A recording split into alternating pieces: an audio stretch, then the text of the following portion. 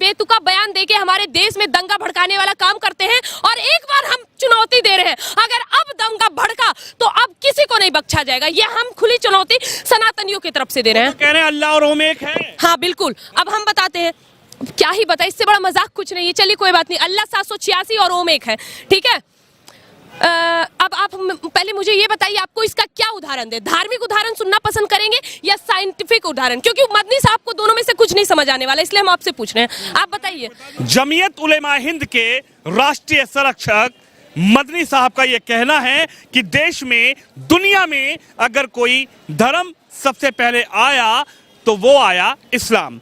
खुशबू मेरे साथ बातचीत करने के लिए, सबसे पहली प्रतिक्रिया खुशबू से ही लेंगे। क्या कहेंगे? पहले आप तो मुस्लिम थी, ये तो मदनी साहब कह रहे हैं, उसके बाद परिवर्तन हो गया। अभी बस उनको इतना कहिए कि अपने 7 पुस्तक का कागज निकल के दिखा दीजिए। मुझे एक बात समझ नहीं आती, इनको राम होने का प्रमाण चाहिए, लेकिन ये अपने 4 पुस्तक का भी अखबार निकाल के नहीं दिखाएंगे, कागज नहीं दिखाएंगे। क्यों? इनको पता है कि ये कोई रहीम के वंशज नहीं, राम लला के ही होंगे, इनको पता है। लेकिन ये क्या कह रहे हैं, इस्लाम बहुत पहले, इससे बड़ा मजाक का बात कुछ नहीं होगा। आप तो मदरसा से हो के आए हैं, आपको तो बहुत अच्छे से पता होगा। मुझे एक बात समझ नहीं आती, इनको राम होने का प्रमाण चाहिए, लेकिन ये अपने 4 पुस्तक का भी अखबार निकाल के नहीं दिखाएंगे, कागज नहीं दिखाएंगे। क्यों? इनको पता है कि ये कोई रहीम के वंशज नहीं, राम लला के ही होंगे, इनको पता है। लेकिन ये क्या कह रहे हैं, इस्लाम बहुत पहले, इससे बड़ा मजाक का बात कुछ नहीं होगा। आप तो मदरसा से हो के आए हैं, आपको तो बहुत अच्छे से पता होगा मदरसे के बारे में। अब इनको हम मदरसा छाप के टैग ना दे तो आखिर क्यों ना दे? मुझे एक बात बताइए।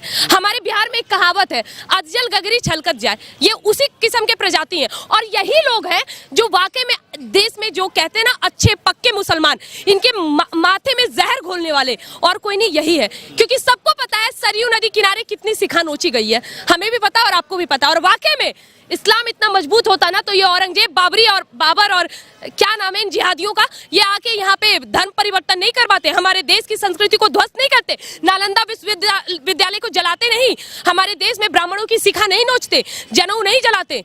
इनको दिक्कत है हमसे, हमारी संस्कृतियों से। विदेशियों ने, ये अंग्रेजों ने फिर भी क्या किया, हमारे देश को लूटा।